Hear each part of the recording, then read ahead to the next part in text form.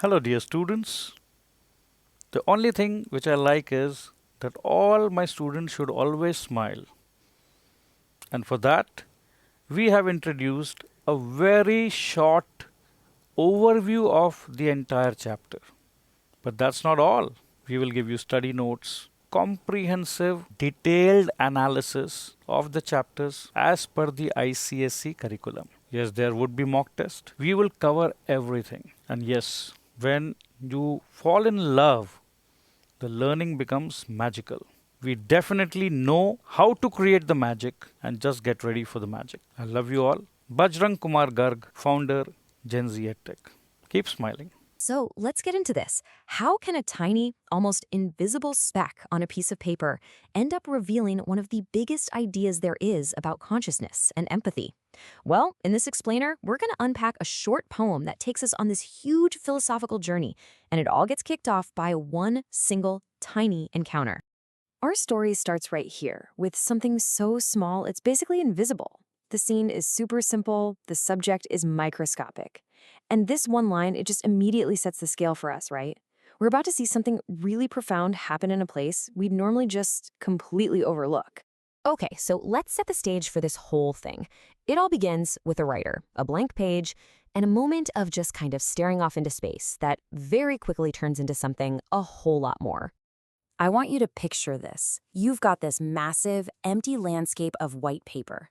Hovering over it, a pen, which holds all the power to create or destroy. And on that landscape, a single dot. The power dynamic is just insane. The speaker is a giant, a god in this little universe. And the speck is, well, it's just a speck. Or is it?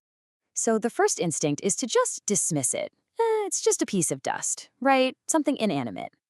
But then there's this flicker of doubt.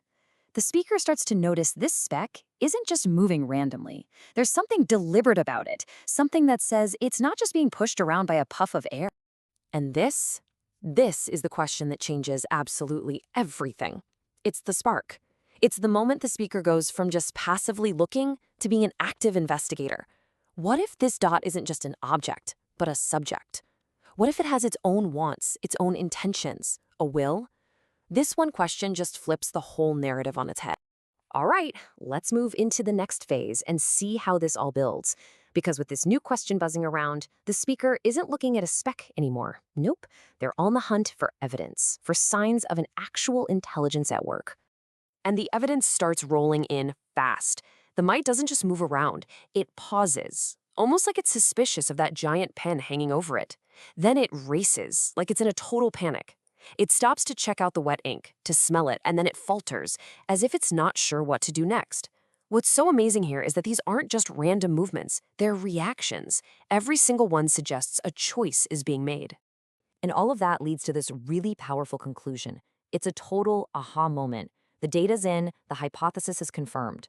The speaker realizes they're not just dealing with a living thing, but a thinking one. That little speck just got a major promotion from simple organism to a recognized intelligence. And this list just brilliantly spells out how that conclusion was reached. See, the speaker isn't just seeing movement, they're reading it through a lens of emotion and intention. Running with terror, pausing with suspicion, hesitating with uncertainty. These are not the actions of some little biological robot. They are the expressions of a mind that's experiencing its world and is showing a very clear, very powerful will to live. So this discovery, it immediately creates a moral crisis. This isn't some abstract thought experiment anymore. Now that the speaker sees the mite as a fellow thinking being, they can't just do nothing. They're literally holding the power of life and death in the tip of a pen, and you can feel the weight of that decision. The tension here is at its absolute peak.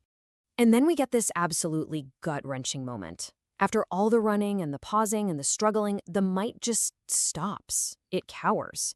It seems to completely understand its situation and just surrenders to this overwhelming power in front of it.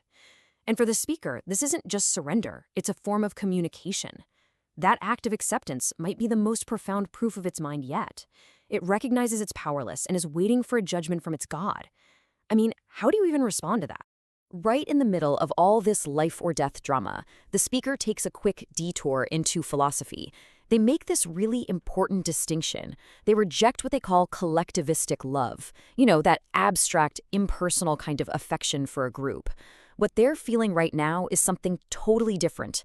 It's a specific, powerful empathy for this one individual being, an empathy that was born from watching it and finally recognizing it. So what's the verdict? It's mercy. But it's a reasoned mercy, not just a random whim. The decision is based on a really simple principle. This creature hasn't done anything wrong. It's innocent. And so the speaker, the god of this little paper white world, chooses not to destroy. They just let it be, hoping it eventually finds some peace. So, after all that, what's the ultimate takeaway from this little micro-drama? The encounter itself is over, but the revelation it sparked, that's the entire point of the story. It's all about the immense value you can find in a single recognized life. Yeah, this whole experience has totally redefined what the word mind even means to the speaker. It's not something that's just for humans or, other complex creatures. It's a fundamental quality. It's consciousness, it's intelligence, it's will, and it can show up in any form, any guise, no matter how small or how simple it seems. And this, right here, is the central thesis of the entire poem. It's such a powerful statement about universal empathy. Basically, it takes a mind to know a mind. The speaker's own consciousness is the very thing that allows them to see and to validate the consciousness in something else, and that reveals this deep, fundamental connection between all thinking beings. And you know what the final emotion of this whole journey is? It's not pity. It's not sadness. It's pure gladness. The speaker is just overjoyed to have found proof of another mind out there in the world. It's that feeling of discovery, of connection, of realizing the universe is a little less empty and a little more intelligent than it seemed just a few moments ago. And that brings us to our final thought. This poem isn't really just about a mite on a page. It's a challenge to us. It forces us to ask ourselves, what specks are beneath our sight? What other forms of intelligence, in people, in animals, in places we've never even thought to look, have we just dismissed simply because we weren't paying close enough attention?